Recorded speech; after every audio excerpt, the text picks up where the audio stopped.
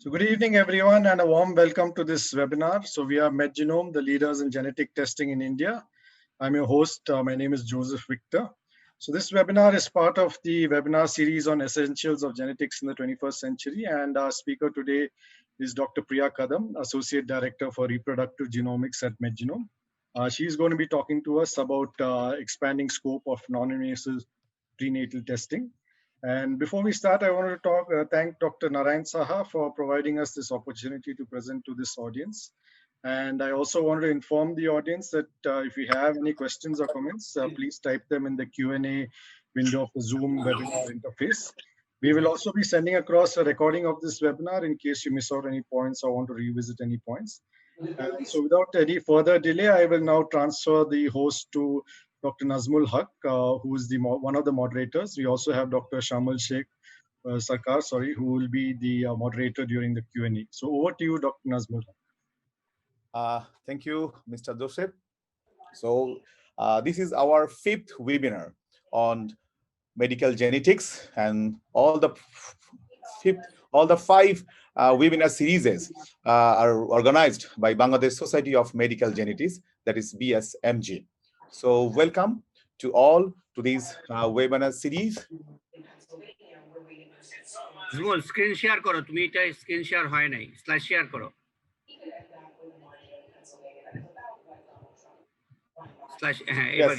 First of all, I'm introducing me that as a moderator of this session. I'm Dr. Nazmul Haq, working as Assistant Professor of Department of Pediatric Neurology, National Institute of Neurosciences, Dhaka, Bangladesh. And I'm also the Press and Publication Secretary of Bangladesh Society of Medical Genetics. And the first part of the webinar is moderated by me. And the second part is a co-moderator, Dr. Shamal Shaha, working as consultant of Department of Pediatric Neurology, National Institute of Neurosciences, and he's also the office secretary of Bangladesh Society of Medical Genetics. So the welcome, and our topics today is expanding scope of non-invasive prenatal testing, and our keynote speaker is Dr. Priya Kadam, and she is Associate Director of Reproductive Genomics of MedGenome Labs, Bangalore, India. So first of all, I am introducing our president, our webinar chairperson, Professor Dr. Muhammad Shahidullah, is a renowned pediatrician in Bangladesh and is the president of Bangladesh Medical and Dental Council, BMDC, which is the government level regulatory board of medical science here. And he's the chairperson of Department of Neonatology, Bangladesh Bangabandhu Sheikh Mujib Medical University, and the president of Bangladesh Society of Medical Genetics. And he is also the chairperson of Bangladesh National Technical Advisory Committee for COVID-19. Now I'm introducing our chief guest, Professor Nazmun Nahar. Professor Nazmun Nahar is the advisor of Bangladesh Society of Medical Genetics, and she is advisor of Bangladesh Neonatal Forum also. And he was the past president of Bangladesh Pediatric Association, the largest organization for the pediatrician of Bangladesh, and the past president of Bangladesh College of Physicians and Surgeons, BCPS. Now I'm introducing our Secretary General, who will give the introductory speech later on, Professor Dr. Narayan Saha, Head of Pediatric Neurology, National Institute of Neurosciences, NINS, and the Secretary General, Bangladesh Society of Medical Genetics. And first of all, I'm inviting Professor Dr. Narayan Saha to deliver his introductory speech. Professor Narayan Saha, sir. Good evening and warm welcome to everybody. Honorable Chairperson of the today's webinar, Professor Muhammad Shahidullah sir. He is also the President of Bangladesh Society Chairman of Bangladesh Society of Medical Genetics. He is also the Chairperson of Department of Neonatology, Bangabandhu Sheikh Mujib Medical University, and also the President of Bangladesh Medical and Dental Council. And our respected teacher, Professor Nazmun Nahar Madam. Actually, She is the teacher of all of our teachers. She does not need any adjective to introduce herself. So she is always known to us by her own name only, Nazmun Nahar. Actually, she is so popular amongst us. And she is luckily she is the advisor of Bangladesh Society of Medical Genetics, and now she is the our chairperson, chief guest. And my respected teachers, learned audience, good evening and welcome. Like the previous 4 webinars, I think all of you will enjoy the today's sessions. And we have eminent speaker, Dr. Priya Kadam, who will be talking on non-invasive prenatal diagnosis. May I request all of you to attend her presentation. Thank you all for attending the session. Thank you. Okay, thank you, sir, Professor Narayan Saha, for your introductory speech. Now I invite our chief guest, Professor Nazmun Nahar Madam, to deliver a speech for this webinar. Professor Nazmun Nahar Madam. Thank you, Sharif. Respected chairperson of this webinar and all the participants and speakers, I welcome you in this evening to this seminar. My thanks to the organizer for asking me to attend this important meeting in this evening. I also warmly welcome the speakers for their participation. I hope all the participants will enjoy your speech and presentation, as well as they will be updated with your speech. At the same time, I myself think will be very much updated with the recent development in this area. I will listen to you carefully, though I'm out of Dhaka now. I think my internet will work properly so that I can listen to the speakers. The Bangladesh Society of Medical Genetics is a new organization, but I congratulate them for their actively academic activities in this COVID crisis. So again, I must give thanks to the organizer, speaker, moderator, and participant. Much I can say now because I have to listen to the speaker and I have to know something from them, and I have to explore my knowledge also with them. And if I'm present up till last moment, if I have any question, I will ask them. Thank you, Professor Shahidullah. I'm praying for you. I hope we all right very soon. Thank you. Thank you, madam. Your blessing is always with us, and madam is the most senior, one of the senior most pediatrician in Bangladesh. Thank you, madam. Now I invite our chairperson, Professor Dr. Mohammad Shahidullah, who is presiding this webinar. Sir, please deliver your speech. Thank you, sir. Thank you, Dr. Nazmul. Can you hear me? Okay, you can hear, sir. Okay, thank you.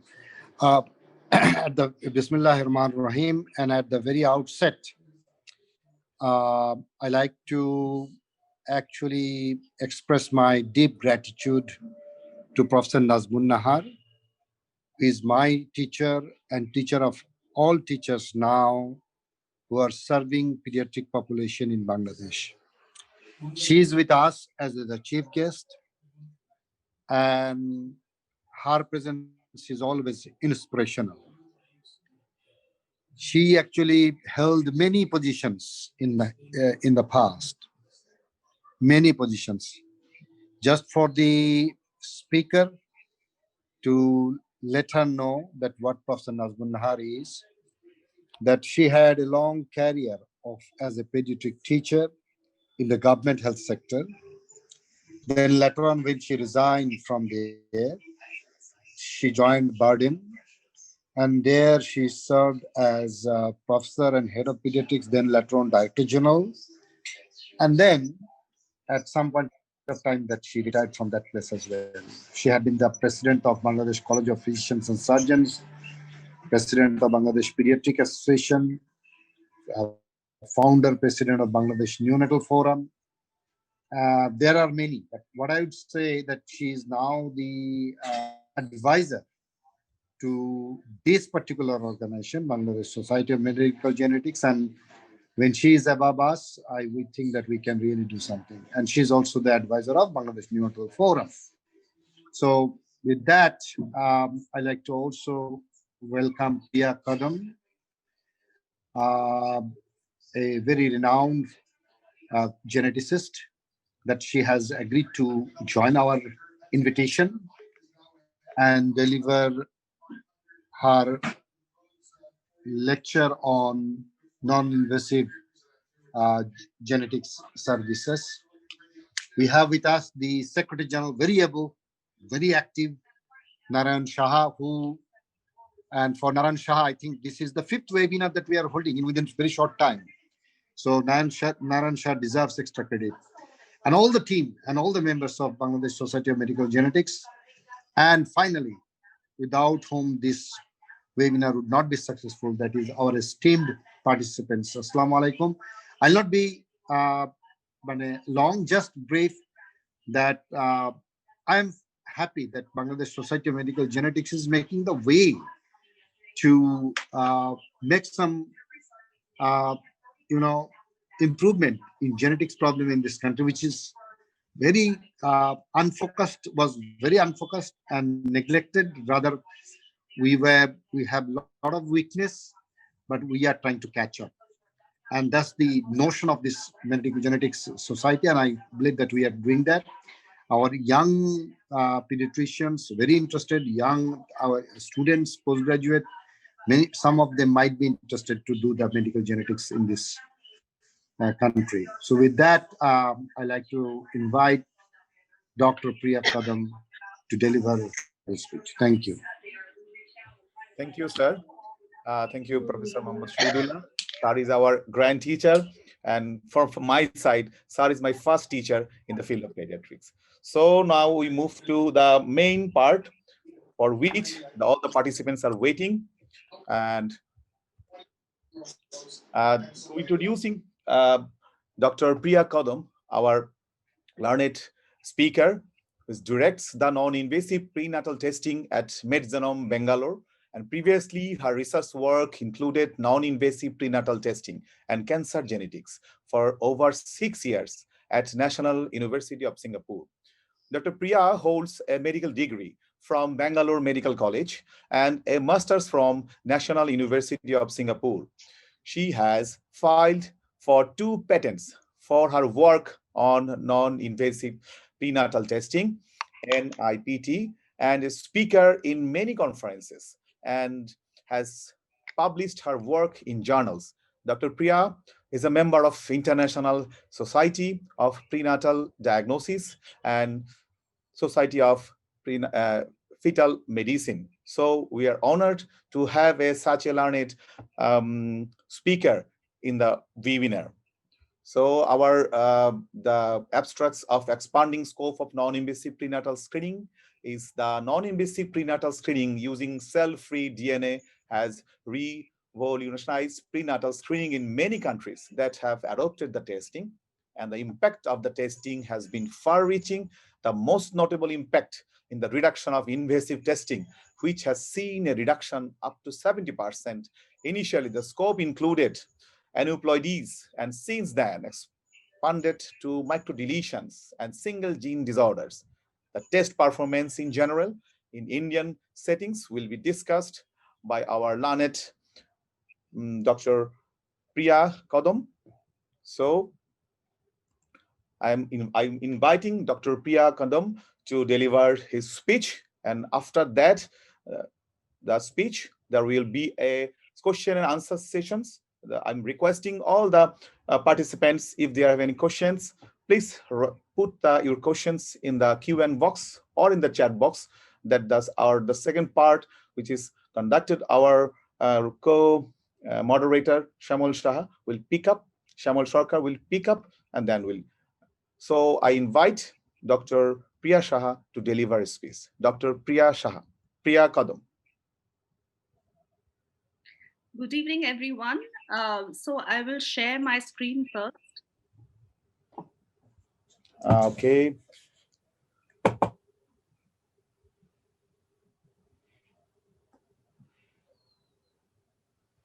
Yeah. Is that all visible? Yes, it's visible to us. Yeah, so I'm honored actually to hear from all of you.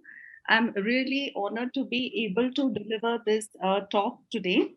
Good evening, all the participants, Professor Narayan Saha, for giving us an opportunity to present our experience with various genetic tests, and my colleagues before, Dr. Sheetal Sharda and Dr. Minakshi, have given beautiful talks on various tests that we do. I will focus on non-invasive prenatal testing, and I'd like to I'm very happy to have Professor Shahidullah, Professor Nazmun Nahar, Dr. Haq, and Dr. Sarkar, such learned individuals to be a part of this webinar, and also welcome all the participants who are waiting for me. So I will start now.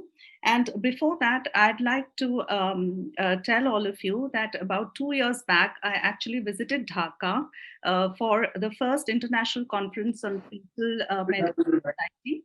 And I had given a talk on NIPT. I must say that the reception was very warm, and we had a great discussion with the obstetricians and gynecologists about 2 years ago in Dhaka. So I hope to do justice to this topic. It is a ever expanding topic, and it is very exciting for us because we were the first lab which actually started offering the in-house, doing the test in the country. And over the years, over the last 5 years, we have had a lot of experience and learned a few things ourselves. So I'd like to share some of that. So this is the outline of my talk. I will go into the background of NIPT. Some of you may be aware of it, but some of you, it may be a new topic. So I will go into the details of how it started. We will talk about how NIPT can be used in clinical practice, because I understand that most of you are clinicians, and how its scope is actually expanding.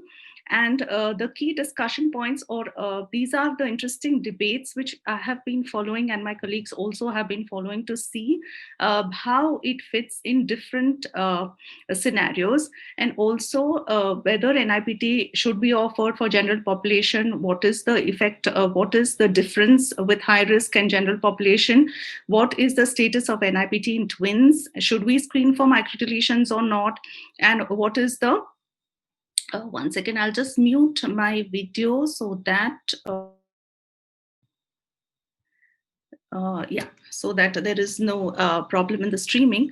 And also whether NIPT should be used in rare autosomal trisomies, whether it should be used in single gene disorders, what is the current status, certain limitations that we have seen and which are known, and also what are the best practices to make sure that you deliver good results to your patients. So we are living in the most unprecedented times of COVID. Now, it has impacted every aspect of our life, including non-invasive prenatal testing and genetic testing. We see that it has become increasingly relevant, especially during the times of lockdown, because it is a safe and non-invasive test. And it, as Professor Haq also mentioned, that it reduces the number of invasive procedures. Now, we know that invasive procedures need to be carried out in hospitals, and with that comes the risk. One risk is of miscarriage, which is a small but definite risk, and the other risk which people are worried about right now is COVID. And also it provides, when there is a low risk on NIPT, it provides reassurance to the pregnant women that things are fine with the pregnancy. Now let's go into the basics of the basics. Why is screening for chromosomal abnormalities important? Now we know it is a universal desire that all couples would want to have a normal baby. And the other fact is that many of these chromosomal disorders occur spontaneously. So there is no way to know whether a pregnancy will be affected without screening. And also there is an increase in the number of women giving birth later in life. And we know that with increasing maternal age, the risk of having an abnormality also increases. And if you look at the overall risk, the risk of having a chromosomal abnormality is about 1 in 166 in one of the papers. And we know that if a child is born with an abnormality, it is undiagnosed in the pregnancy stage, it does provide a considerable financial, social, and emotional cost to the couple and the family. And sometimes having this information also prepares for the birth of an abnormal infant. Now, this is some of the data that I have found when I was looking at the data for Bangladesh. We know that the population is estimated to be about 161 million, and the births are about 3 million. Now, if we look at the incidence of Down syndrome, that is the most common chromosomal abnormality for which most of the tests were designed. We know that the incidence is about 2 to 3 in 1,000 births. That means about 6,000 babies with Down syndrome can be expected to be born every year. Now, this is a considerable number, and this is only Down syndrome. Now, we know that every pregnancy needs to undergo some sort of screening to identify which pregnancy needs to be tested further, right? So that is a screening test which will change the risk of a pregnancy, and a diagnostic test is one which will tell you for sure whether a fetus is affected with a disorder or not. Now, we know the earliest screening test has been maternal age. So most of the obstetricians and pediatricians, clinicians will know that 35 was a cutoff.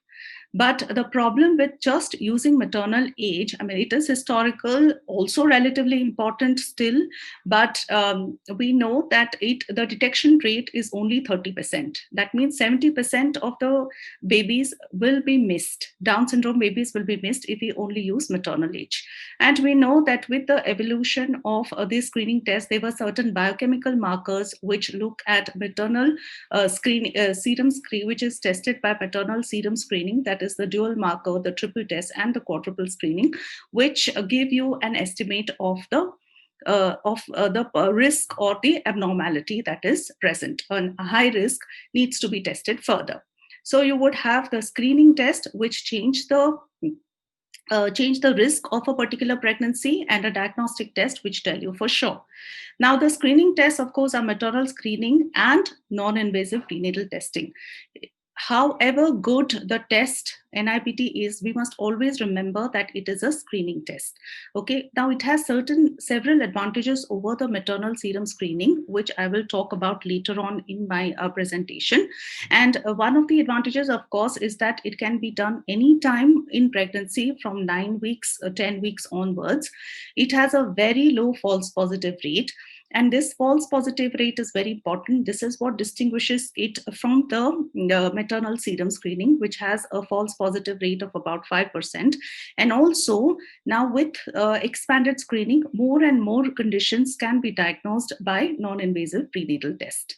Then, of course, there are the diagnostic tests. The problem with the diagnostic test is that it is not necessary that every pregnancy needs to go for diagnostic test, because diagnostic test actually has a small risk of miscarriage, which has to be conveyed to the patients.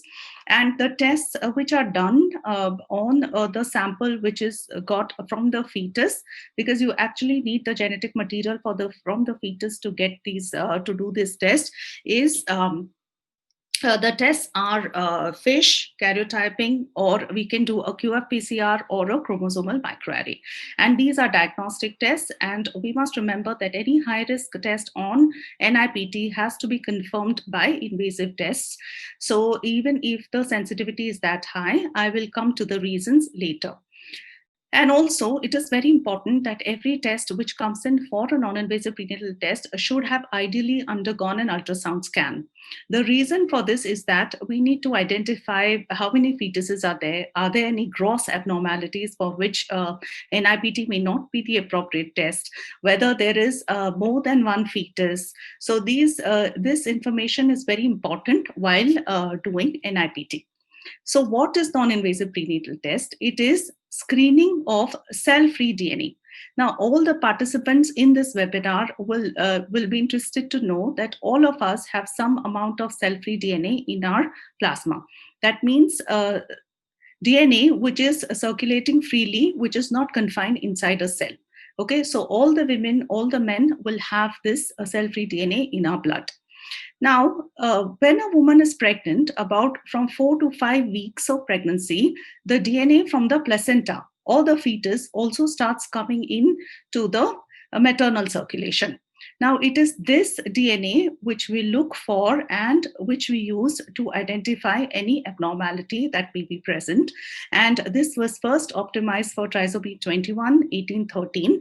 Then followed by some sex chromosomal abnormalities, and then triploidy, microdeletion syndromes, rare autosomal trisomies, and other conditions. Now, why we call it non-invasive is because it just requires peripheral blood from the mother, and it is safe as opposed to the invasive tests. Now, it has been known for over 100 years that there is genetic material which goes from the fetus to the mother. Okay, this was first detected in 1893, where Schmoll identified trophoblasts, okay, in the lungs of a woman who had died of preeclampsia.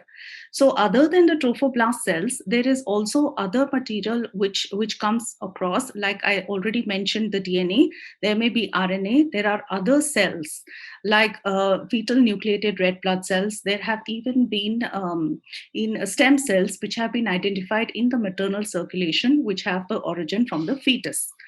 Now, there are certain characteristics or certain facts which we must know about this cell-free DNA, because it has very great implications on the test results when you see them. Okay, so now this cell-free DNA, it was discovered about more than 20 years back in 1997 by Dennis Lowe. Dennis Lowe, a scientist originally from Hong Kong, actually was able to identify fragments of Y chromosome in ladies who were carrying male fetuses. So this is how they first identified the cell-free DNA. And it's very, very important to remember that this cell-free DNA comes both from the mother and the fetus. So the cell-free DNA, which is isolated, actually has a large component of the mother and about 5 to 25% component from the fetus. And this is known as the fetal fraction. I will talk a little more about the fetal fraction later on. And also very, very important to remember that this cell-free DNA comes from the placenta. See, in over 99% of the time, the genetic composition of the fetus and the placenta is the same, but in a small percentage, it might be different. Now, this has implications on the test because all the NIPT or the cell-free DNA testing that we do is of the DNA which comes from the placenta. And the other important factor to remember is that it clears rapidly from maternal circulation after the baby is delivered. So the test that you do actually pertains to the current pregnancy. Now, once this test came in, there was a lot of excitement among different countries and obstetricians and different societies. And therefore, many international societies came in with guidelines on how this test should be used. Initially, most of the guidelines were conservative and suggested that it is a new test. We still need to know how it functions, though proof of principle studies were already there.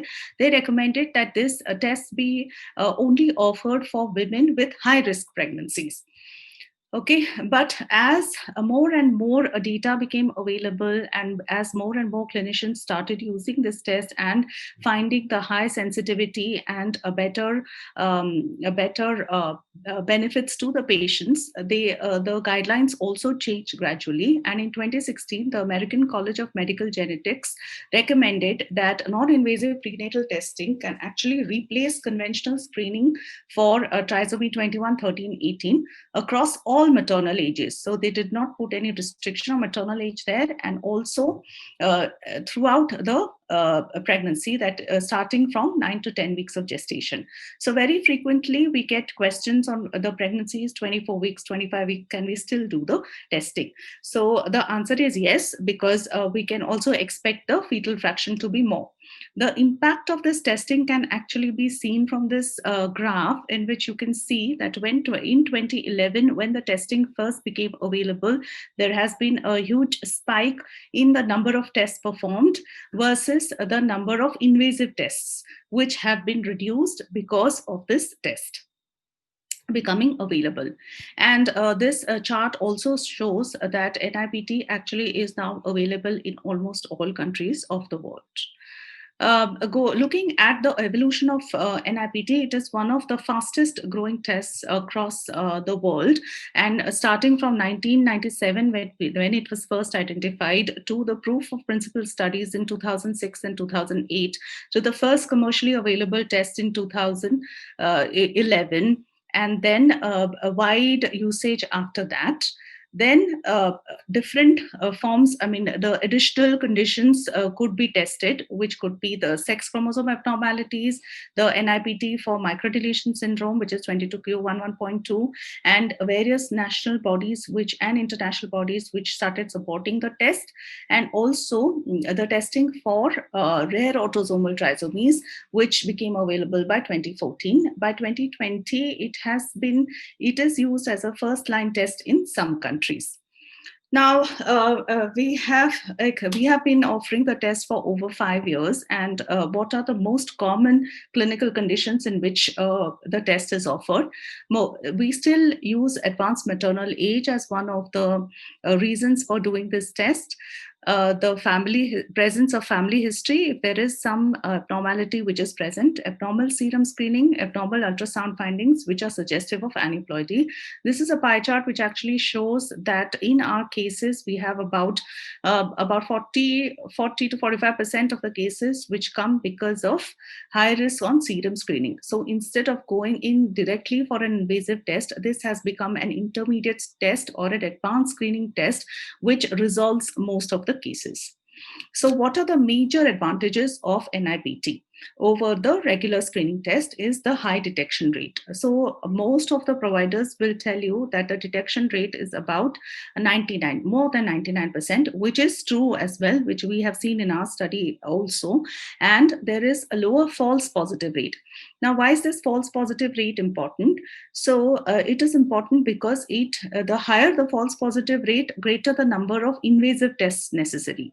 Okay, and there is also a reduction in the number of invasive procedures, as has been already mentioned, and a very high negative predictive value. That is also over 99%. That means given a low risk result, given that your NIPT test is low risk for these disorders, it is very unlikely that the fetus is affected. And also that the risk is independent of age of the mother. Now, in 2015, this paper by Mary Norton very nicely compared the existing screening test, which is the serum screening or the standard screening, with NIPT, because this actually showed how there is a difference between the standard screening this is for trisomy 21. You see the sensitivity, which is about 79%. And here with cell-free DNA, the sensitivity was 100%. That means if the condition is there, it will be picked up. And specificity of 94% for standard screening and 99% for cell-free DNA screening. And what is most remarkable is this positive predictive value. You see the difference that with standard screening, it is 3.4%, and with cell-free DNA, it is 80.9%. So there was a huge jump in the positive predictive value. Now, this positive predictive value was also seen greatly increased for trisomy 13 and trisomy 18 and trisomy 13, 14 versus 90% and 3.4 versus 50%. So this is the huge jump.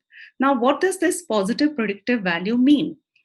Okay, so what is positive predictive value? That means given a high-risk result on a screening test, what is the likelihood that the fetus is affected?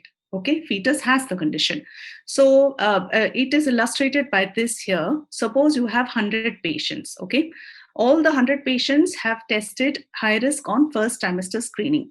When you do an invasive test to confirm the diagnosis, you will see that only 3 of these women are actually affected, have fetuses with Down syndrome, where 97 of them will be false positives. That means these women have undergone an unnecessary test unless there is some other finding. Okay, so this is what a positive predictive value means. Now, if you have another 100 women who are high risk on NIPT, nearly 91 of them will have fetuses which are truly affected. Okay, so the confirmation is done and about 9 of them will not be affected. So this is what a positive predictive value means. Now, I like to put in this test, thing, because many of my obstetric colleagues also, when I have spoken to them at different times, they have told me that everything was fine during the pregnancy. The scan was fine. There was no abnormality. And in this case, there was a serum screening, which was done, the triple marker test, which is relatively obsolete now, was low risk. But when the baby was born, the baby had Down syndrome. And therefore, I mean, that just shows about the sensitivity of the test and the negative predictive value. So negative predictive value of the serum screening test is low. That means there is a possibility that with the older screening tests, you might miss cases with Down syndrome. Now, when we actually started offering this test, it was in 2015. It was new in India as well. And so therefore, we decided to let us see how well it performs in our setting. We actually planned this study with about 10 institutes in the country, Sir Gangaram Hospital, the PGI Chandigarh, AIIMS, then in Bangalore, the Manipal Hospital, Amrita, Jipmer, and hospitals from Hyderabad. So we joined together and then planned a study of about 500 samples. The design was simple. We offered NIPT to those who had high risk on screening, and those which were high risk were offered invasive test, and the FISH karyotype result was confirmed. And if it was high risk, it showed a true positive, and the low risk cases were then followed up. The invasive, we did an ultrasound to look for any further abnormalities, and if there were, they again went in for invasive testing. And all the pregnancies, we had follow-up data of nearly 93 to 94% of the cases where we followed the pregnancies till birth, the low risk cases till birth. And with that, we were able to generate this data. So our sensitivity actually was 100%, but that is because in all cases we were able to pick up the cases, and specificity was also a very high figure. And the positive predictive value and negative predictive value is shown here because there were certain false positives. So now I will go into detail later on about what the false positives mean. I'd also like to share some of our cases which kind of illustrate where in clinical practice NIPT is most useful. This is the first case. This was a high risk on combined screening. So it was a 36-year-old woman at 13 weeks gestation. She came with a high risk on combined screening, that is the first trimester screening, double marker with plus NT. So the trisomy 21 risk was 1 in 107, and the risk for trisomy 13 and 18 was more than 1 in 50. So we know that 1 in 250 is considered as high risk. She was counseled and she went in for an NIPT. And the NIPT showed low risk. Observe the fetal fraction over here also, which is shown, because anybody who is planning to do or is already doing NIPT, please keep a watch for the fetal fraction. It is a very important part of the NIPT test. Now, this woman was later counseled, told her that her risk of having a baby with Down syndrome or any of these conditions tested is very low, and her anomaly scan was fine. It was an uneventful pregnancy and she had a full-term normal delivery. So these are the cases where it is most useful. Now, I want to talk a little more about the fetal fraction. Like I said before, fetal fraction is amount of the fetal DNA as a part of the whole DNA. Now, Why it is important? Because different labs have different cutoffs for below which they do not report. For our lab, it is 3%. Okay, for a long time, people were looking at 4% as the cutoff. But with advanced technology, the detection limit is also becoming lower, as in at lower fetal fraction, also we are able to give confident results. Now, greater confidence in the final result. Why fetal fraction is important is, higher the fetal fraction, we have greater confidence in the result, because it separates out the aneuploidy from the euploidy. And with low fetal fraction, you should be aware that sometimes you do not get a result because the lab comes back saying that it is low fetal fraction. Many times a redraw is requested, but repeatedly, if you have a low fetal fraction for a particular patient, and if there are two other conditions, we must consider the possibility of an aneuploidy. So it has been published that about 3 to 5% of the cases with aneuploidy, especially triploidy or trisomy 13 or trisomy 18, are associated with lower fetal fractions. So this is something which should always be kept in mind when you get a result of low fetal fraction. And the guidelines, many of the international guidelines recommend that the fetal fraction be mentioned in the report because it is a significant part of the test. Now, there are certain factors, biological factors, the fetal, placental, and maternal factors, which affect the fetal fraction. As seen in the graph here, with increasing maternal weight, there is a corresponding decrease in the fetal fraction. Now, there are some reasons which have been proposed for this.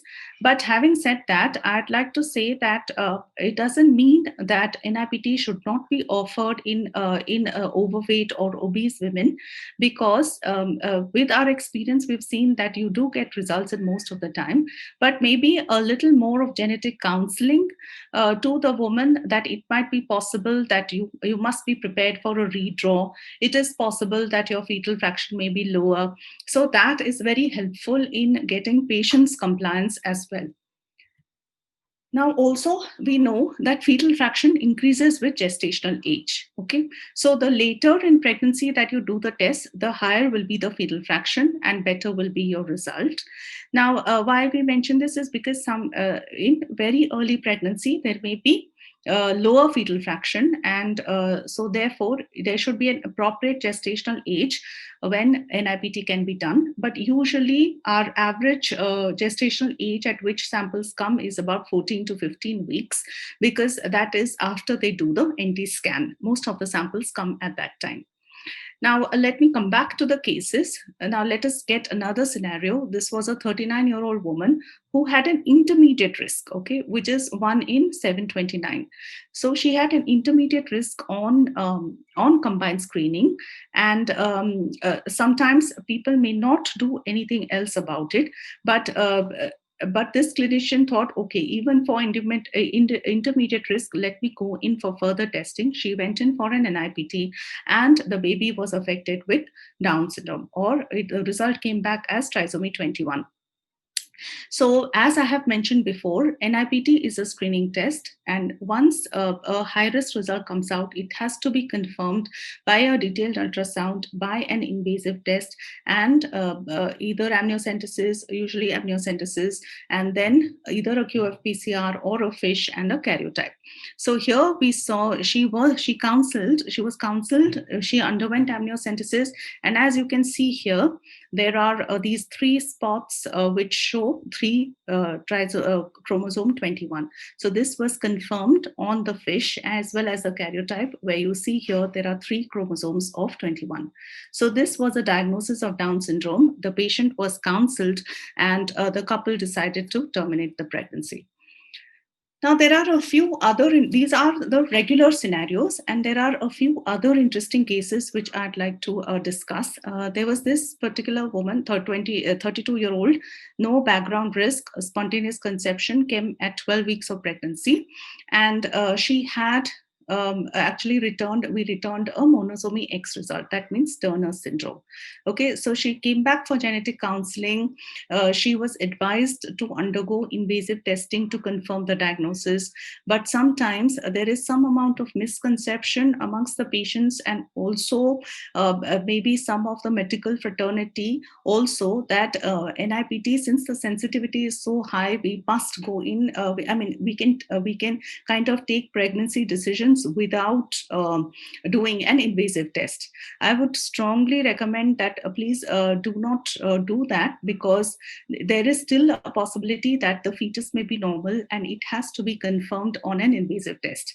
So this patient, the couple actually decided to go for the termination of that pregnancy, and but they were still curious to know whether the NIPT was, was it a real result or not. They sent the product of conception for microarray. So on the microarray, it confirmed the diagnosis that it was monosomy X, but it was only some of the cells were affected. That means the fetus was a mosaic for monosomy X. So this is, of course, that has many implications, but it is very hard to predict what would be the postnatal life of this individual. Now, a year later, actually, this lady came back. The patient had conceived again. She came at a gestational age of 13 weeks. And again, she came for pre-test counseling, in which she wanted to know what was the recurrence risk of this abnormality. She went in for an NIPT, and then the test results were normal. She was very delighted with this result. So now this is a very special case which we had where there was a call from one of the clinicians who said the patient actually, she herself is a Down syndrome woman. So can we do an NIPT in her? So our internal discussion, we decided that no, it may not be a good test for this woman. This is a very rare situation, actually, a Down syndrome baby, a woman being pregnant and wanting to do the test. So she was very much against doing an invasive test. They only wanted to do an NIPT. Finally, we said, okay, but there is a possibility that, see, the maternal DNA, okay, all the maternal DNA will actually be trisomy 21. So it will be very hard to identify the fetal fraction and the abnormality in that. So sure enough, our result came as trisomy 21. Okay, and then at that point, she was convinced to go in for an invasive test, and the test result of the fetus was on an invasive test and a FISH, it was normal. That means actually she was carrying a normal fetus and not a trisomy 21 fetus. So this is a false positive on NIPT with a very good background explanation on why it will be a false positive. And the karyotype result of the fetus was also normal, and she's carried on with the pregnancy. Now, this is a very interesting case. Again, for monosomy X, it was a singleton pregnancy. The maternal age was about 25 years. So you see that the age is not a factor. And I think I mentioned that 70% of the Down syndrome babies actually occur in women below 35 years of age. Okay, so here the combined risk was about 1 in 115. It was a non-consanguineous marriage. She went in for an NIPT, and we gave again a result of monosomy X. What was interesting in this case is that the FISH report came out normal. Okay, so now, it was a big surprise for us, because usually when you have a high risk on NIPT, the FISH report will also be, will show the abnormality. But here it wasn't. But 2 weeks later, the clinician called again and said, if you look closely at this X chromosome, you see that the P arm here is deleted and there is an isochromosome X. That means the P arm deletion is also one of the form of Turner syndrome, and then the baby would have manifested those abnormalities. So the learning here is, of course, that no decision should be taken based on just the FISH result. It is important to do a karyotype as well. So these results were interesting enough for us to publish them in Journal of Maternal, Fetal and Neonatal Medicine. Now, this is, so far I have spoken about the common chromosomal abnormalities, that is trisomy 21, 18, 13, and sex chromosome abnormalities. Now let us look at what else is happening in this field. We want to know whether the test is like we know initially it was suggested that the test be done only in high-risk pregnancies. So what is the data for general population? And then what is the where does microdeletion stand? Copy number variations above 7 MB. Is the test suitable for twins, and also rare autosomal trisomies and single gene disorders, which I'll touch upon a bit. Okay, now let us go to expanded carrier screening. Now, when you offer a test, the benefits should outweigh the harms. Okay, and the test, whatever you're testing for, should be clinically relevant, should have enough validation data, there should be good enough detection rate, and also you must look at if you offer the test for things which are less than optimum, there will be high false positive rates. You will have to do more invasive tests to confirm the findings, and also the counseling.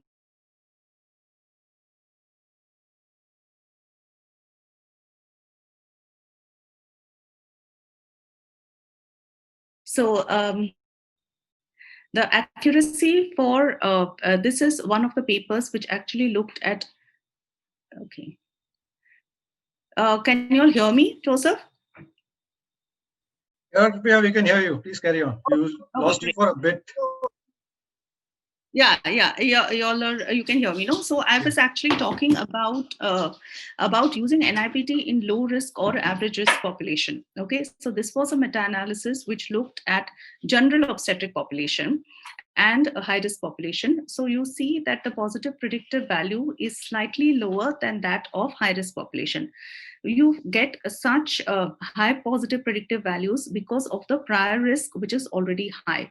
But if you look at the comparison, the alternative test which you can offer for pregnant women, all pregnant women for that matter, you see that with standard screening, the positive predictive value is only 3.4%, and the positive predictive value for any risk, low risk, high risk, or intermediate risk pregnant woman is very high comparatively. So now let's go to microdeletions. Now you know that some of the some companies offer microdeletion tests for some specific disorders. Those are targeted tests, and there are also other copy number variations which may be of a slightly greater size. So there are companies which offer copy number variations for above 7 MB. So these are the microdeletions. Now, what are microdeletions? Most of you may know, but let me just explain over here. If you look at chromosome 22 over here, there is a small part which is deleted. Okay, now this is the most common microdeletion syndrome, 22q11.2 deletion syndrome, where a part of the chromosome is lost. Okay, now this is the most common. It has an incidence of about 1 in 4,000 individuals. Okay, and it has very variable features. There may be heart defects, there may be intellectual disability, there may be hypocalcemia actually. There could be psychiatric disorders later on. There are also disorders of the immune system. So this is a syndrome which shows a deletion of about 1.5 or 3 MB. So there are certain tests on NIPT which can actually identify this disorder. But if you look at the number of microdeletions and microduplication syndromes, those are increasing day by day because of better facilities or better tests like chromosomal microarray, which can identify these disorders. But on NIPT right now, there are a few disorders which can be identified by targeted approach. Now, if you look at microdeletion syndromes, some of them may not have any antenatal signs. Okay, so during the pregnancy, on an ultrasound scan, you may not be able to pick up these disorders. We also do a lot of chromosomal microarray testing, so for intellectual disability, for certain dysmorphism later on, and you see that there are certain microdeletions which are detected in these individuals: autism, intellectual disability, then the congenital malformations. So now, as such, there are about maybe a few microdeletions which can be identified by NIPT. There is enough, or what should I say, statistical evidence to say that 22q actually is more frequent. Okay, the most common microdeletion syndrome is more frequent than trisomy 18 or trisomy 13. So that can be a reason to test for this. And also that the possibility of carrying a fetus with a microdeletion is more, the risk remains the same throughout pregnancy. So in a younger woman, okay, you might expect that she might be a carrier of a baby with a microdeletion than having a baby with Down syndrome. It's only that with increase in maternal age, the risk for aneuploidies actually increases, but the risk for microdeletions remains the same. But now, what is the validation that we have so far, and what are the guidelines? See, there is a high detection rate. That means if it is present, it will be picked up, and there are low false positive rates. And there are, like I said, there are two approaches to look for these microdeletion syndromes. There'll be targeted tests and there is a genome-wide test. But the PPV for this is still low. That is, it's just about 3.8 to 17%. But having said that, we can also say that there have been no other tests available. This is the only test which can actually detect these disorders in the prenatal stage. What has been our experience? We have been offering microdeletion syndromes for a while, but now we have stopped. We know that about 8% of our patients have opted for this test, only 8%, and of which we found 5 cases which were high risk. 3 of them were 22q11.2 deletion syndrome, and 1 of it was actually confirmed on invasive test. Okay, having said that, for the past 1 year, we have been doing a genome-wide test. That means, like I said, we report only for trisomy 21, 13, 18, and sex chromosome abnormalities. But the testing can actually look at all the chromosomes. So we actually get information for all the chromosomes and also for copy number variations above 7 MB. Now, I'd like to just highlight this case because it is a proof of principle for us, though validation studies are going on in our lab to look at the feasibility and also the clinical relevance of looking for these abnormalities. So this was a singleton pregnancy at 13 weeks, 3 days. The maternal age was 29 and the combined risk was about 1 in 36. Her weight was 82 kgs. Since it had come only for the common chromosomal abnormalities, and that is the test that we offer, we saw that it was low risk and it was reported as such. But at around 37 weeks, the clinician called us and said, since you do genome-wide NIPT, can you look at this data again and see whether there is anything else? Why? Because there were manifestations later on. At around, I think, 37 weeks is when she called me. They observed severe intrauterine growth retardation in this fetus. They also observed sacral agenesis and a single pelvic kidney. So they asked us to look at this data, and what we found is that we detected 2 copy number variations in chromosome 6 and chromosome 7. Chromosome 6 showed a duplication of 12.5 MB and a deletion of 10.8 MB. Okay, so since she was already 37 weeks, what they decided was she will go in for the delivery, and once the baby is born, a chromosomal microarray will be done on it, because chromosomal microarray can detect small deletions and duplications. And sure enough, actually the baby was unfortunately affected and it had these 2 abnormalities. So it had deletion in chromosome 7 and a duplication in chromosome 6. Okay, so this was actually a proof of principle for us to show that it is possible to detect copy number variations on a NIPT. And these are significant copy number variations which can lead to several abnormalities in the fetus and the baby who is born. But what do the guidelines say? Right now, none of the guidelines actually recommend a genome-wide NIPT to detect CNVs if this level of information is desired. Now, if they say, as is well known, if there is a abnormality, a structural abnormality on a scan, the test of choice is a chromosomal microarray and not an NIPT. But from what we see right now, NIPT can help in early screening. So in early screening, if we are seeing some kind of abnormality, they can wait for the next scan, see whether any abnormality is developing, and then go in for an invasive test. So the summary for microdeletions is that we know that this NIPT is still a screening test and any finding will need to be confirmed. The positive predictive value is still low. There is a possibility of finding an abnormality if there is a structural abnormality present. But we must remember that if there is a structural abnormality, we will recommend the patient to go in for an invasive test to confirm the findings. And it may be useful in early screening of patients. Now let us look at twins. Okay, now we know that about 3% of all pregnancies are twins.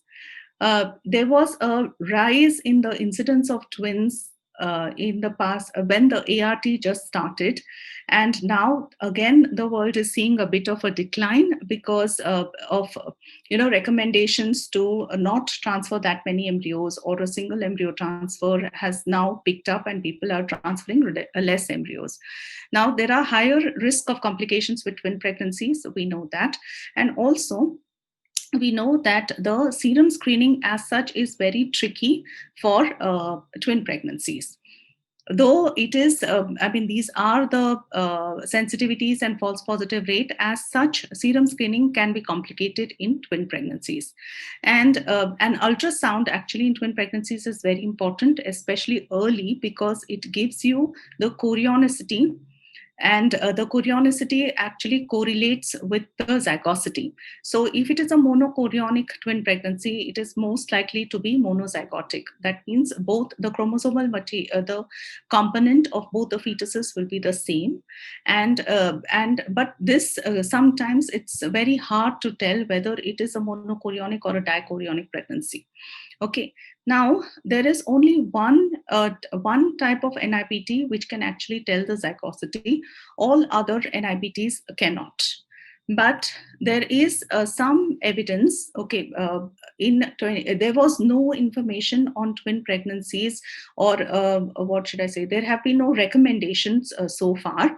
But there has been a meta-analysis in 2019 which actually showed very comparable sensitivities for trisomy 21 and 18. And this is actually the summary of the meta-analysis of 2019 as well as other studies, which show that in twins, the sensitivity of NIPT for trisomy 21 is 98%, and a false positive rate is about 0.09%.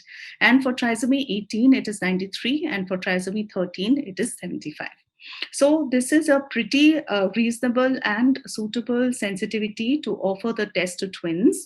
So these, like I said, these were the recommendations from say 2015 onwards for twin pregnancies.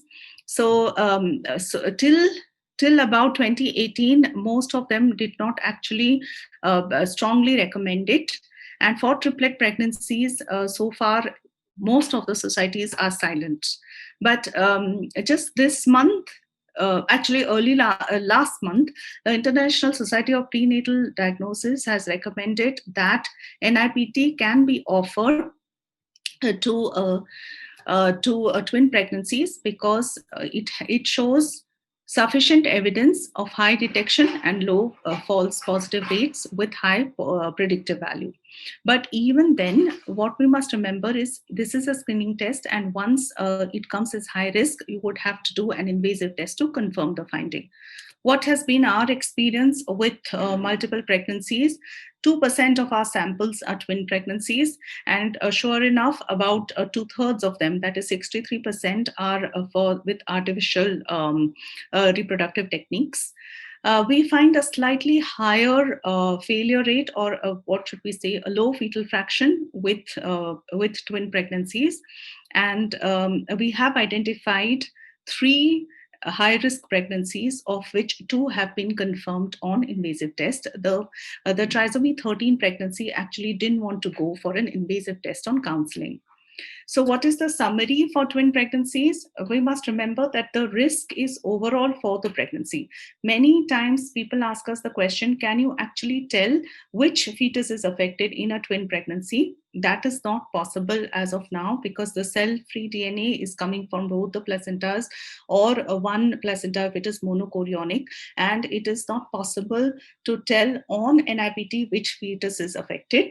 And but we must remember that the sensitivity and positive predictive value and negative predictive value is quite high.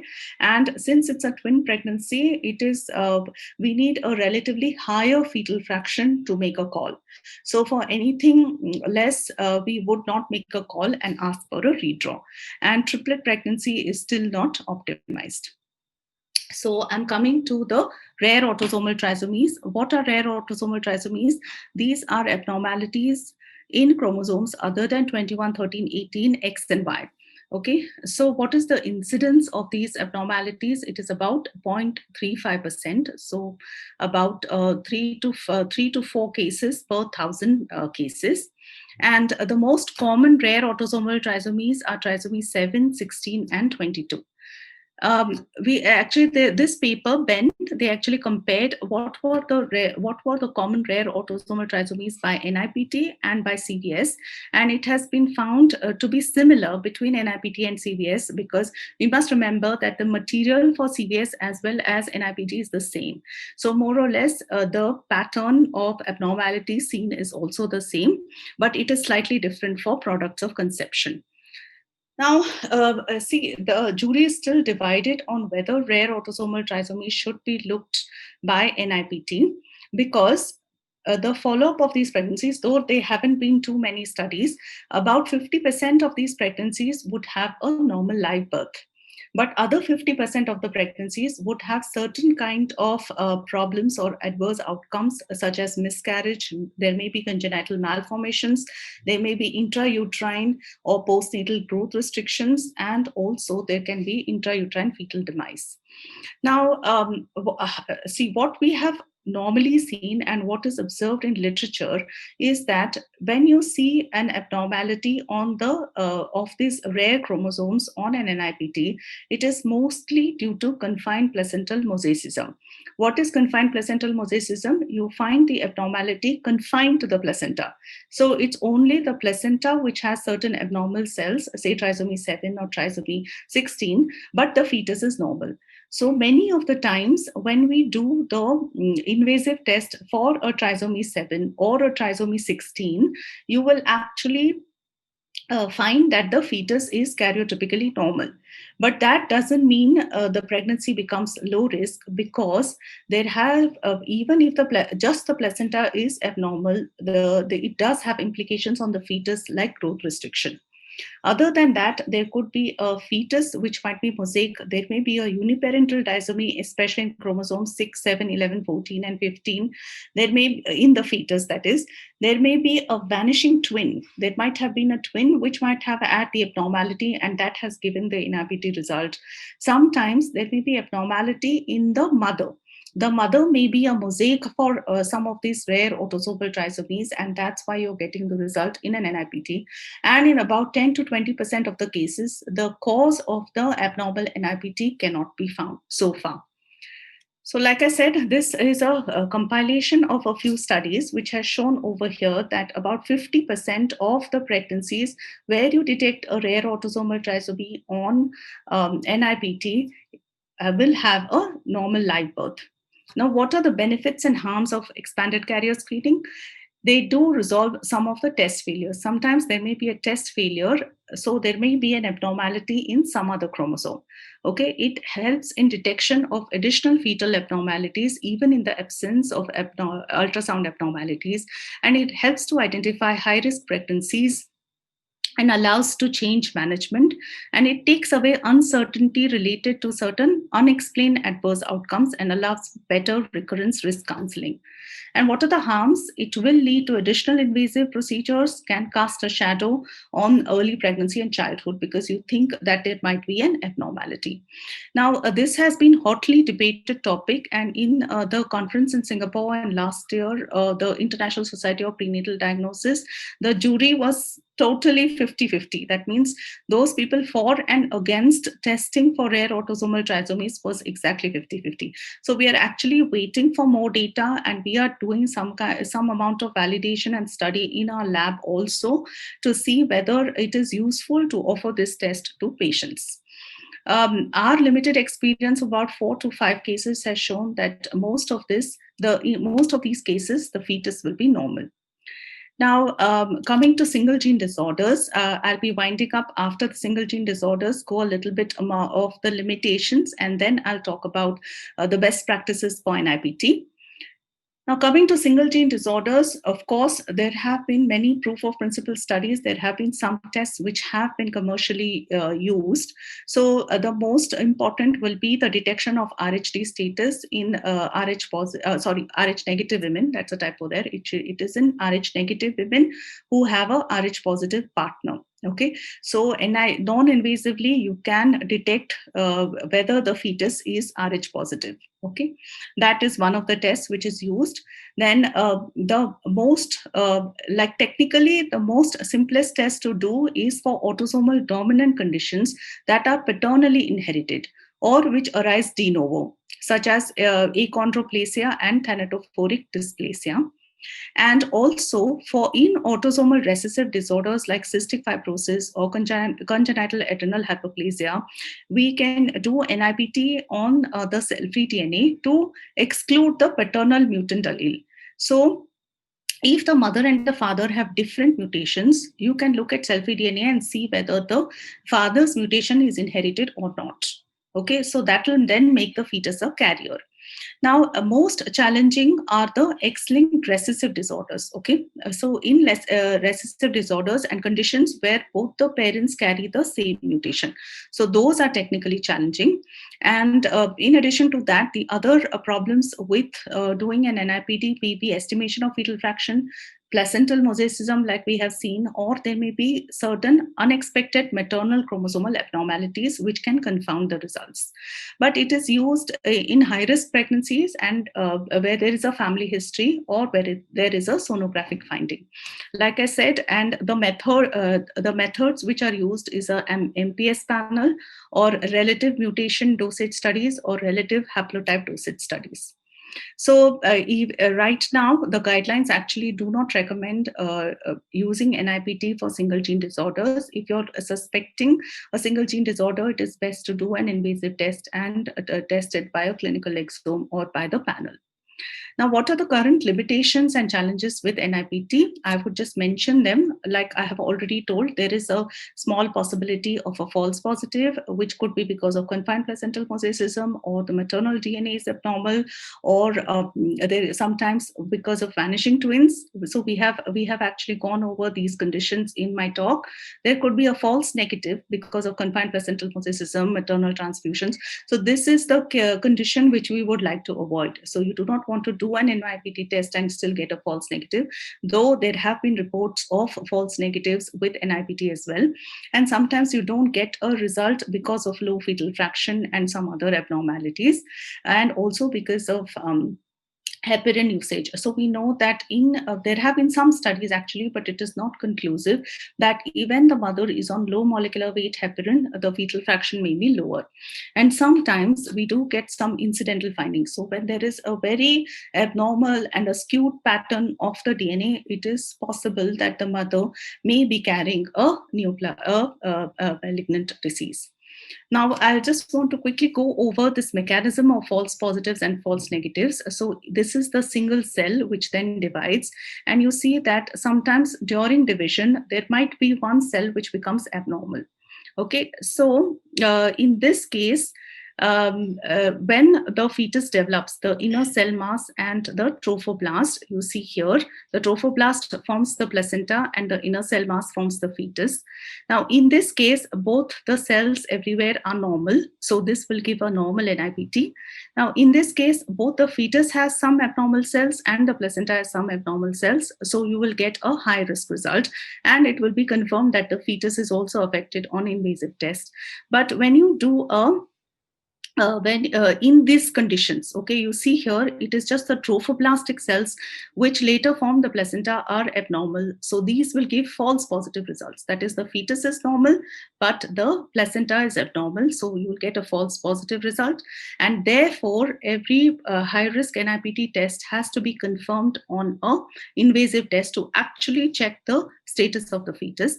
And a false negative result in which the fetus, actually the inner cell mass, which develops the fetus, has an abnormality, but the placenta is normal. So the placenta will come as low risk, but the fetus will be affected. This is a very, very rare condition, but it is a theoretical possibility. Now, let me just go into vanishing twin pregnancies, because very frequently we get this question.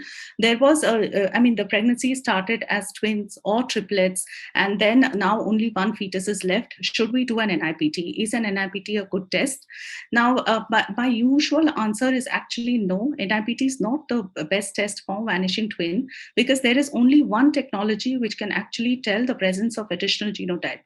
So all other MPSS technologies can't actually tell you whether the fetus is affected or not. Whether the additional genotype is present or not. And many times there is a vanishing twin happens because there is an abnormality in that fetus. So it will give you a false positive result, and the existing fetus will be normal. Now, there have been studies which have actually shown that the DNA from the demised twin has been found up to 8 weeks of pregnancy. But in our experience, we have also seen that the DNA from the vanished twin can actually be present in the maternal blood even longer. So as such, you have to be very careful when there is a vanishing twin present. There is a higher possibility of a false positive and false negative.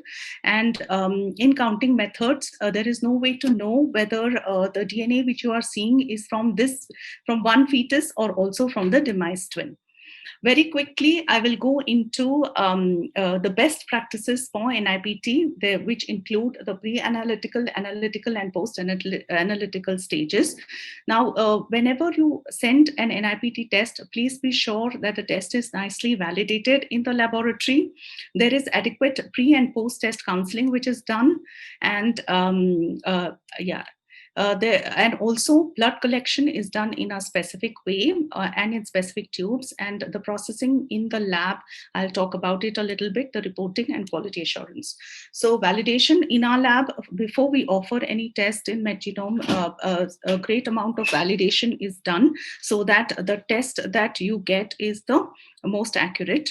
And of course, pre and post-test genetic counseling for NIPT is very important, because it's very important to explain to the patient what the test is, what are you looking for, what is the type of result that you get, and based on the result, what should be the further steps. Okay, so this is very important in pre-test genetic counseling. And once the result comes also, it's very important to explain to the patient what the test result is and what are the implications. Okay, so in India, usually this responsibility is done by the obstetricians, and also now we have a lot of genetic counselors who come in, who actually sit with the patient either face to face or on the telephone or a video call, and they explain to them what the results mean, because these are newer tests and it's very difficult for people to understand what the test results mean. And that is one of the best practice of doing an NIPT test. Blood collection and shipment, of course, the test requisition form has to be properly filled, giving us the gestational age, maternal weight, like we see that it has an impact on the testing, and also whether it's a singleton pregnancy, whether there is evidence of vanished twin, whether there is whether it was a spontaneous conception or an IVF conception, and also how the blood has to be collected. It has to be carefully done. It is a very easy process, but it has to be done in the Streck tubes, because the Streck tubes contain a these are specialized tubes which actually contain a preservative which actually preserves the cell-free DNA. And of course, the processing in the lab, I will not go into details of that. And when you look at the report, please ensure that you also have what is the sensitivity, what is the specificity, all this according to the guidelines, all these factors have to be there in the report, including fetal fraction. And we in India actually do, in our lab, we do a strict compliance of this.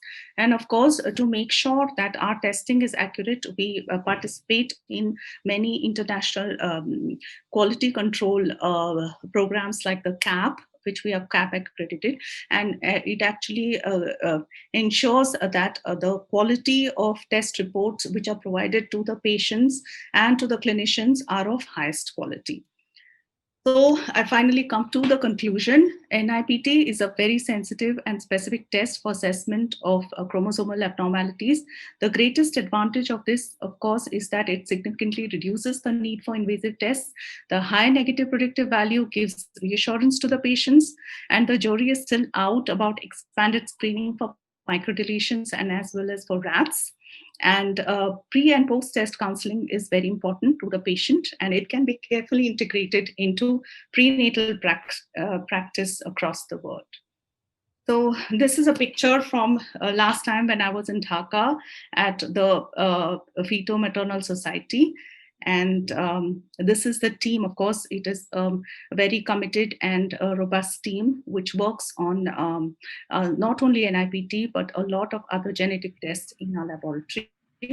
And thank you so much. Thank you very much. Thank you, Dr.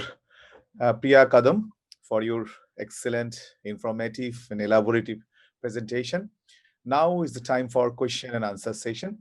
And this session, question and answer session, will be conducted our co-moderator, Dr. Shamal Sarkar. Dr. Shamal Sarkar. Thank you very much, Dr. Nazmul.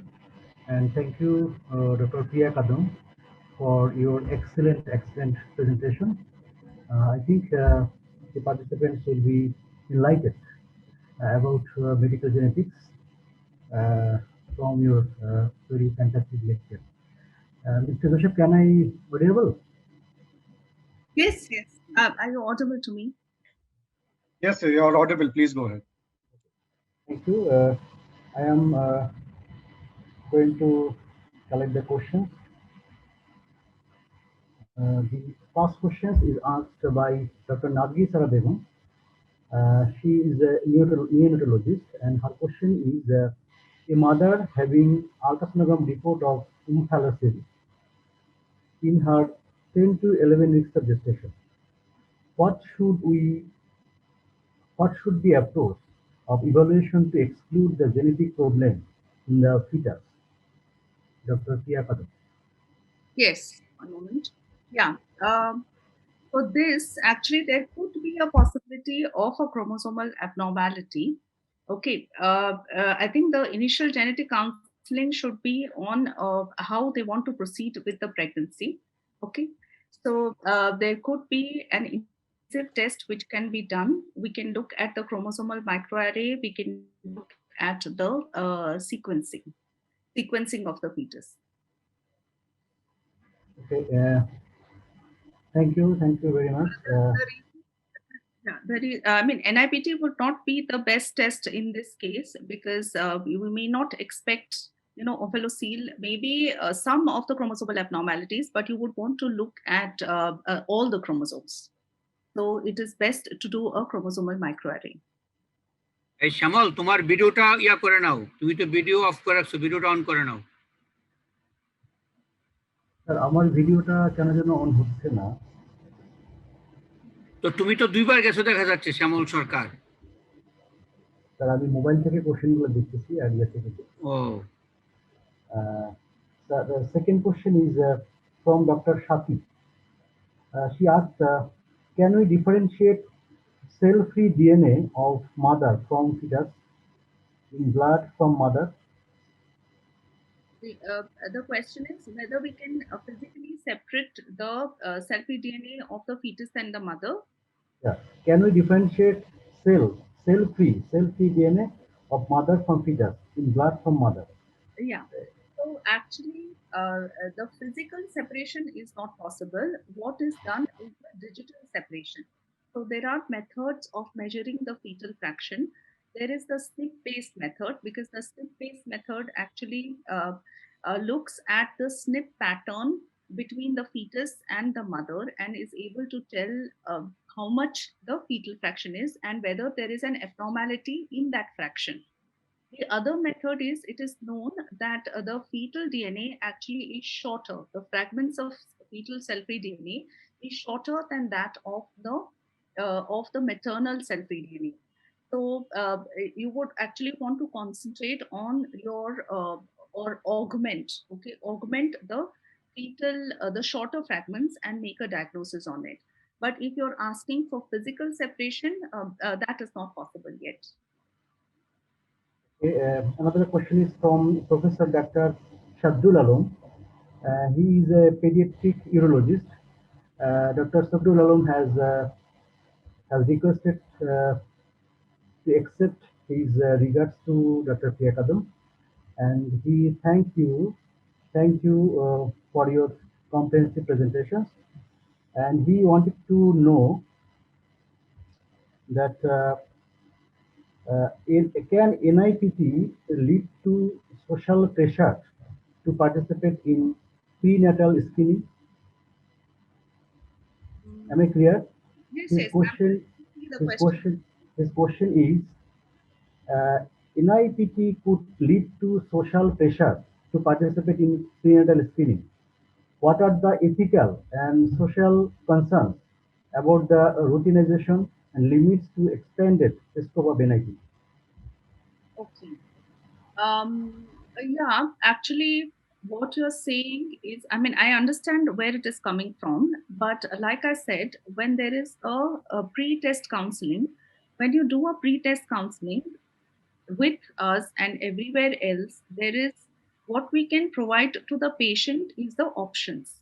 Okay, we can provide options. We can tell there is also double marker screening, there is NIPT, there is an invasive test, and you need not do anything at all. Okay, based on your beliefs, based on your own risk assessment, based on, you know, many people have certain religious beliefs in which they do not want to do anything, and they believe that the baby which is provided to them, they will continue with the pregnancy, they will have the baby to be born. So therefore it is not, the way the test has to be provided is that it is the choice of the patient, right? So I do understand that I mean, the societal pressure is when all your colleagues are doing it or your friends are doing it, there might be some kind of pressure. But the thing is, pre-test counseling for any test, even for your regular double marker test or triple marker test or anything else, a pre-test counseling is very important, where the option of not doing the test should also be provided. Okay, another question is from our respected teacher, Professor Dr. Said Zahid sir, and he asks that now there is no, is there any need of chronic villus sampling or biopsy and amniocentesis as there is NIPT? So is there any role of chronic villus sampling or amniocentesis where when NIPT is replacing it? Yes, very much. Because, like I said throughout the presentation, NIPT is a screening test. And if there is a low risk on NIPT, most likely there is no need to do any further testing.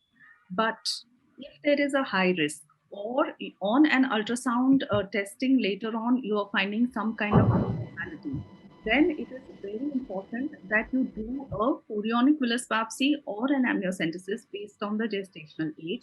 You do that because you actually get the direct material of the fetus. So once you get the direct material of the fetus, the testing which you perform on that, you might do a FISH, you might do a karyotype, you might do a QFPCR. So these are the diagnostic tests. But to do these diagnostic tests, you actually need the material from the fetus, and for that you need to perform a chorionic villus biopsy or an amniotic fluid testing. But what NIPT does is it rules out all the common abnormalities. So if you get a low risk result, then you are reassured that you don't need to go for testing such as CVS and amnio. But if you get a high risk result on NIPT, then it is very much recommended by all societies that you actually go in for either a CVS or amnio. But most likely it is best to go for an amnio because the CVS is your NIPT result is what the CVS will tell you. So CVS can also tell you a false positive result because of confined placental mosaicism. So that's why amniocentesis is actually recommended more when you have a high risk result on NIPT. So there is very much a place for this, and also NIPT cannot find like if you're looking for a specific disorder, if you need to do a fetal exome, you cannot do it on NIPT. Thank you. Another question is from Dr. Masood. His question, what particular test is done on fetal fraction of cell-free DNA? What particular test is done on fetal fraction of cell-free DNA? You mean to identify fetal fraction or to estimate fetal fraction? Because on NIPT as such, we will totally look at aneuploidies. We can look at copy number variations above 7 MB. Some of the tests can look at microdeletion symptoms. So fetal fraction is actually just an estimate of how much is the fetal DNA in that. So higher the fetal fraction, more accurate the result. Another question is from Dr. Shahidul Haq. He asks, should we do NIPT routinely for older age pregnant lady? Yes. Like we said, we can recommend all the tests that are available, but NIPT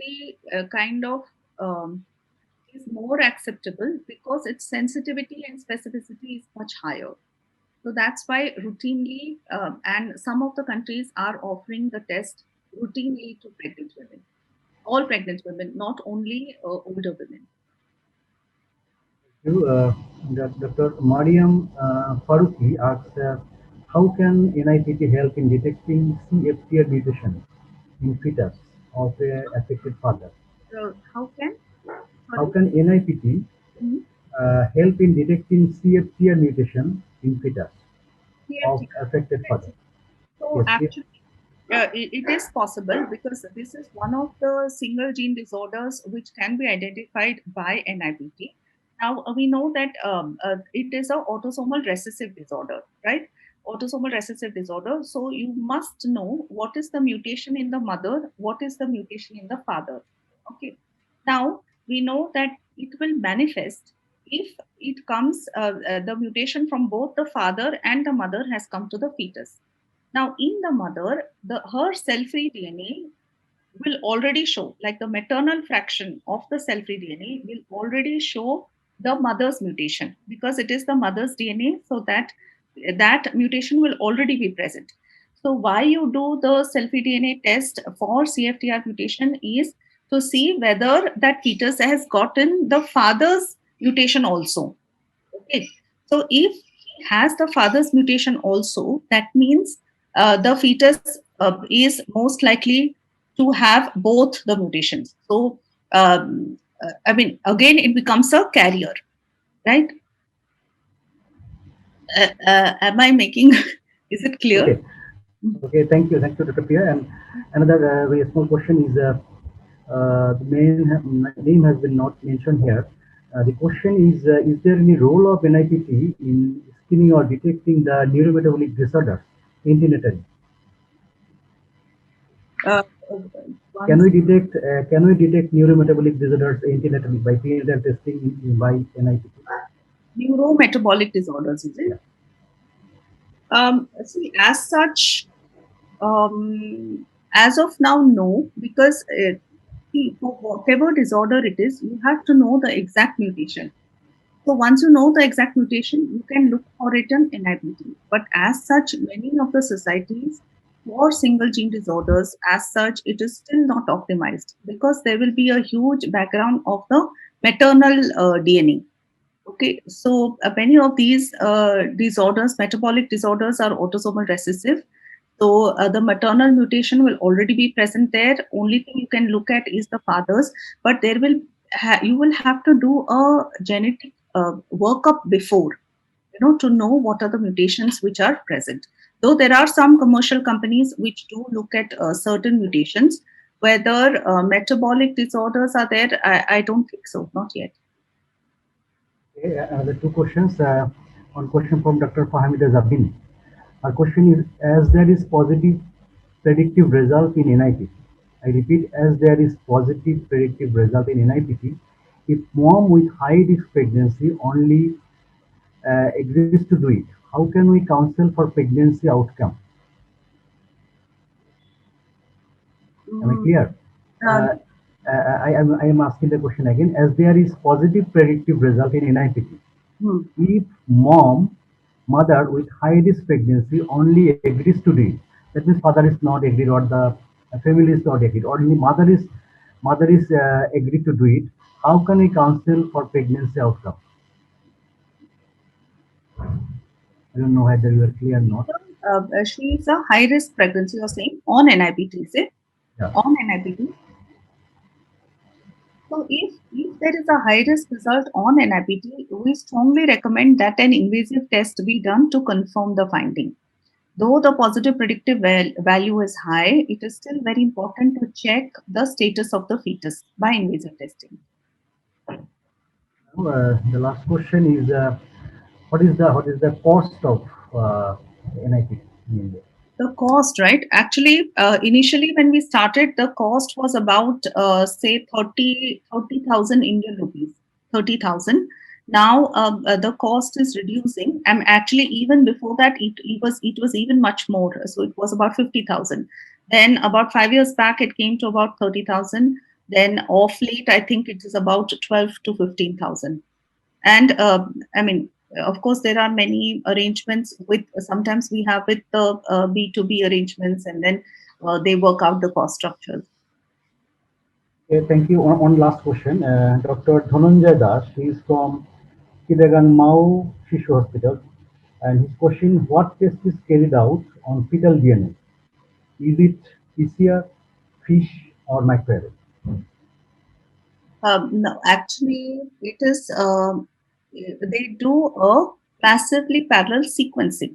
What they do is sequencing. It is the sequencing which is done, and there is an algorithm specific to different tests which actually calculates the possibility of having an aneuploidy.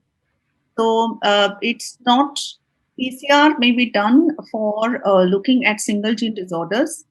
Then for FISH is not done actually because it is fragmented DNA. Okay, so FISH is actually not done. And what was the one more? Chromosomal microarray. Chromosomal microarray also is not optimized as of now. It is not done. So I think this is the end of question and answer session. Thank you, Dr. Priya Kadam, for your excellent deliberation. Now I'd like to request Professor Dr. Narayan Shah sir, who is the Secretary General of Bangladesh Society of Medical Genetics, for his concluding remarks. And after that, our chairman, Professor Shahidullah sir, will deliver his conclusive speech. First, Professor Dr. Narayan Shah sir. Thank you, Dr. Priya Kadam, for your nice deliberation. Actually, it gives a very insight, and it's a new thing for us actually also. So we are very much delighted to have your nice presentation, which has been nicely elaborated about the NIPT. Actually, we are very much aware what is happening in the fetal medicine nowadays in all over the world, including our neighboring countries. So most of our pediatricians as well as the neonatologists and the obstetricians will be benefited. Most so, our patients will be benefited because there are a lot of cases of such things which are not being evaluated properly. I think this knowledge will enrich us to evaluate all these complicated cases nowadays, though it's are some costly, but not so costly.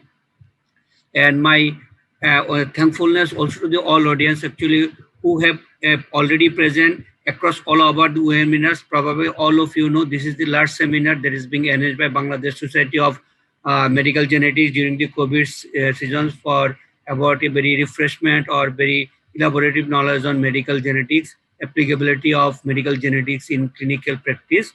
And with these few comments, I like to conclude that we are also thankful to the Med Genome India Lab for giving their extended support in arranging all these webinars.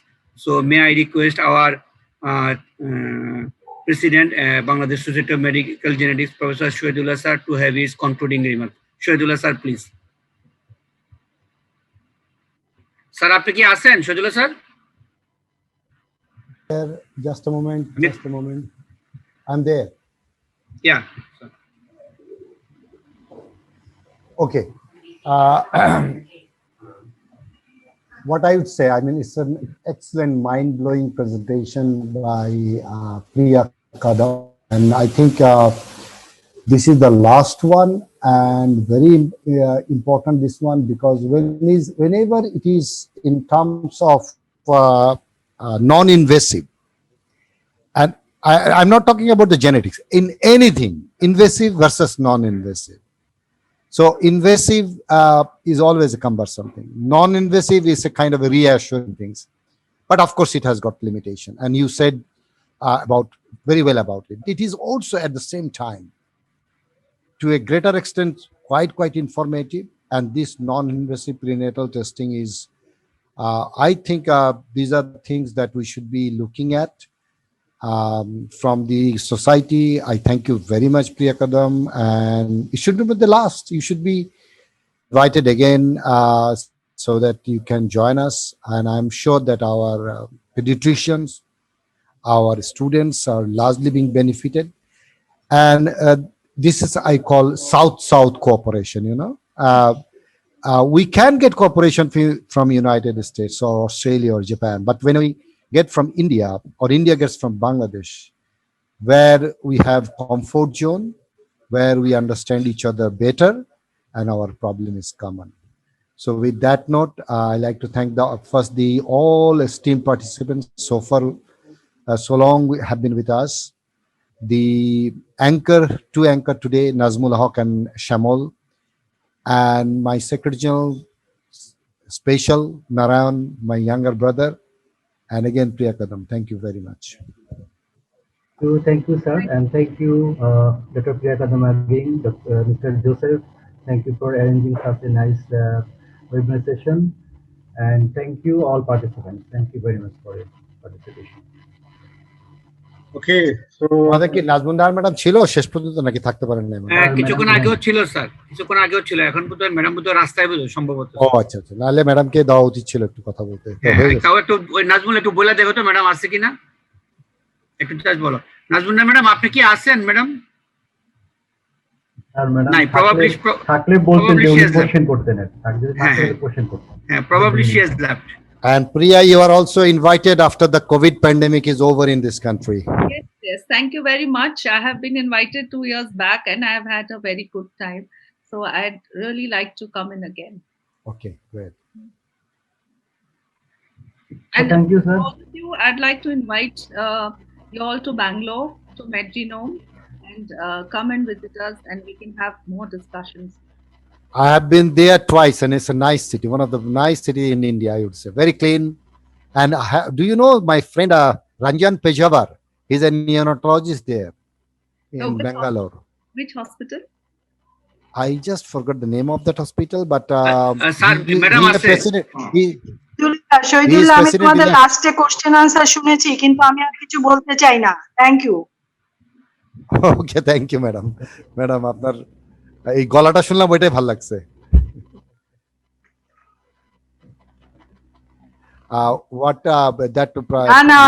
আমি শুনেছি question answer, আমি আর কিছু বলতে চাচ্ছি না। Question বললাম তো আপনার গলা শুনেই ভালো লাগছে, তো আমাদের সেটাই তো ভালো লাগছে, গলাটা শোনাইছেন আপনি আমাদেরকে, তাই না নারায়ণ? ম্যাডামের গলা শুনতে ভালো লাগছে না? হ্যাঁ, অবশ্যই।